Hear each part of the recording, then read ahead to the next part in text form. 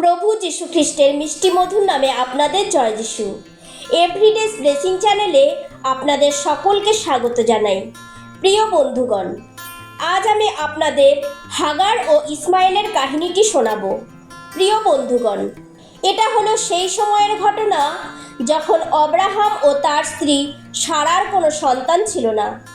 আর অব্রাহাম সারার কথা শুনে তার একজন মিশরীয় দাসী হাগারকে বিয়ে করেছিলেন, যেন হাগারের মধ্য দিয়ে তারা সন্তান লাভ করতে পারেন, কারণ সদাপ্রভু সারাকে বন্ধা করে রেখেছিলেন। এবং তারপরে অব্রাহাম হাগারের কাছে যাওয়ার পর হাগার গর্ভবতী হলো এবং তার একটি ছেলে হলো, অব্রাহাম, যার নাম রেখেছিলেন ইসমাইল। ইসমাইলের জন্মের সময় অব্রাহামের বয়স ছিল 86 বছর। তারপর অব্রাহামের যখন 99 বছর বয়স হয়েছিল, তখন অব্রাহামের স্ত্রী সারার গর্ভেও একটি পুত্র সন্তানের জন্ম হয়েছিল, যে প্রতিজ্ঞা ঈশ্বর অব্রাহামকে করেছিলেন।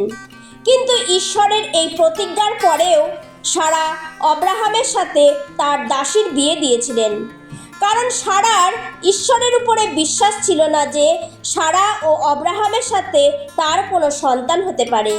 কিন্তু তবুও ঈশ্বর অব্রাহামের 99 বছর বয়সে পুত্র সন্তান দিয়ে তাদের আশীর্বাদ করলেন, যে সন্তান ঈশ্বর দেবেন বলে প্রতিজ্ঞা করেছিলেন। আর অব্রাহাম ও সারা তাদের সন্তানের নাম রেখেছিলেন ইসাহাক। এরপর আমরা দেখতে পাই, যখন অব্রাহাম ও হাগারের সন্তান ইসমাইল বড় হলো, তখন সে অব্রাহাম ও সারার সন্তান, যে তার ছোট ভাই ছিল, সেই ইসাহাককে নিয়ে তামাশা করতে লাগলো।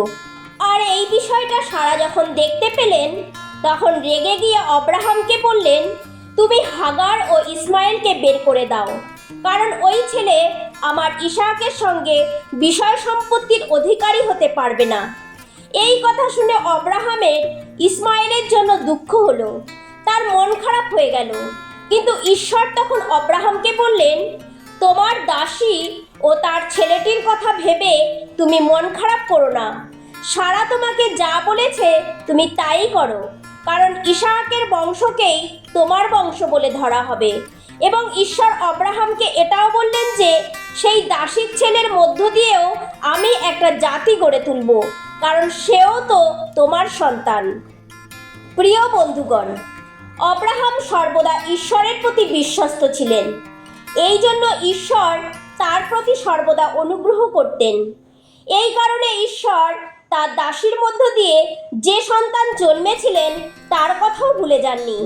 তার মধ্য দিয়েও একটা আলাদা জাতি গড়ে তুলবেন বলে প্রতিজ্ঞা করেছিলেন। আদি পুস্তক 21 অধ্যায় 12 এবং 13 পদে লেখা আছে। এরপর আমরা দেখতে পাই, তারপর অব্রাহাম খুব ভোরে উঠে কিছু খাবার আর জলে ভরা একটা চামড়ার থলি হাগারের কাঁধে তুলে দিলেন এবং ইসমাইলকে তার হাতে তুলে দিয়ে তাদের বিদায় করে দিলেন। সেখান থেকে বের হয়ে হাগার বেরশেবার মরু এলাকায় ঘুরে বেড়াতে লাগলো। থলির জল যখন ফুরিয়ে গেল, তখন সে ছেলেটিকে একটা ঝোপের তলায় শুইয়ে রেখে দূরে গিয়ে বসে পড়ল। ছেলেটির মৃত্যু যেন আমাকে দেখতে না হয়, একথা মনে মনে বলে সেখানে বসেই সে জোরে জোরে কাঁদতে লাগলো, কারণ হাগারের কাছে সমস্ত খাবারও ফুরিয়ে গেছিল। এরপর আমরা দেখতে পাই যে ছেলেটির কান্না ঈশ্বরের কানে গিয়ে পৌঁছালো। তখন ঈশ্বর তার দূতকে হাগারের কাছে পাঠালেন। তখন ঈশ্বরের দূত হাগারকে বললেন, হাগার, তোমার কি হয়েছে?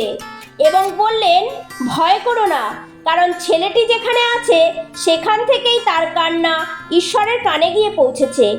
তুমি উঠে ছেলেটিকে তুলে শান্ত করো, কারণ আমি তার মধ্য দিয়ে একটা মহাজাতি গড়ে তুলব। তারপর ঈশ্বর হাগারের চোখ খুলে দিলেন, তাতে সে একটা জলে ভরা কুয়া দেখতে পেল। তখন হাগার সেই কুয়ার কাছে গিয়ে তার থলিতে জল ভরে নিয়ে ছেলেটিকে খাওয়ালো। তারপর ঈশ্বর ছেলেটির সহবর্তী হলেন, আর সে বড় হয়ে উঠতে লাগলো। আর সে প্রান্তরে থেকে ধনুর্ধর হলো এবং সে পারণ প্রান্তরে বাস করতে লাগলো। তখন হাগার মিশর দেশের এক মেয়ের সঙ্গে ইসমাইলের বিয়ে দিল। এইভাবে হাগার ও ইসমাইল অব্রাহামের কাছ থেকে দূরে গিয়েও ঈশ্বর তাদের সহবর্তী থাকলেন। প্রিয় বন্ধুগণ, ঈশ্বর হলেন বিশ্বস্ত। তার দৃষ্টি সর্বদা তার লোকদের উপরে রয়েছে এবং তার বাক্য কখনো টলমল হয় না। আব্রাহাম ঈশ্বরের দৃষ্টিতে ধার্মিক ছিলেন, আর তাই ঈশ্বর সর্বদা আব্রাহামের প্রতি দৃষ্টি রাখতেন। ঈশ্বর তার মন জানতেন। ঈশ্বর জানতেন যে ইসমাইলের জন্য আব্রাহাম চিন্তিত ছিলেন এবং ইসমাইলের জন্য আব্রাহামের মন খারাপ ছিল। আর ঈশ্বর যখন আব্রাহামকে বললেন, তুমি মন খারাপ করো না, তুমি সারার কথা মতো তাদের যেতে দাও, কারণ আমি ইসমাইলের সঙ্গে থাকব, তার থেকেও এক মহাজাতি সৃষ্টি করব। আর ঈশ্বরের কথা শুনেই আব্রাহাম ঈশ্বরের প্রতি ভরসা রেখে তাদের বিদায় দিয়েছিলেন। প্রিয় বন্ধুগণ, এখানেও আব্রাহাম ঈশ্বরের প্রতি বিশ্বস্ত রইলেন।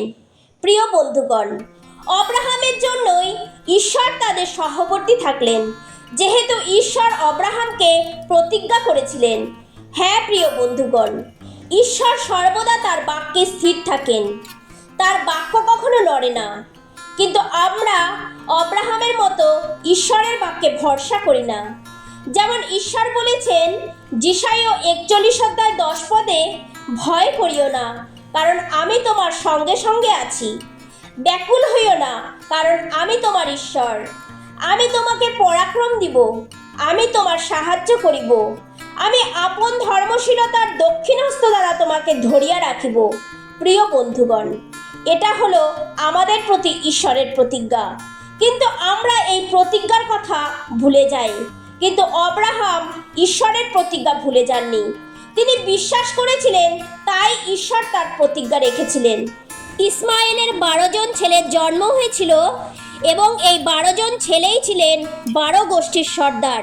প্রিয় বন্ধুগণ, আব্রাহাম যেমন ঈশ্বরের প্রতি বিশ্বস্ত ছিলেন, তাই ঈশ্বর আব্রাহামকে দেওয়া সমস্ত প্রতিজ্ঞা পূরণ করেছিলেন।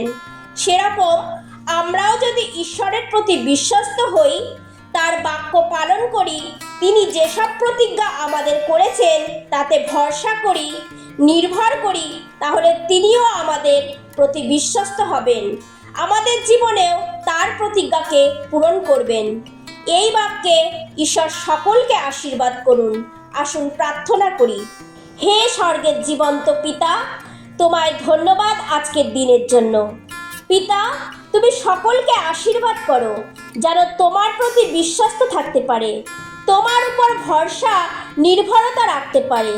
এই প্রার্থনা পিতা তোমার পুত্র প্রভু যীশু খ্রিস্টের নামে চাই। আমেন।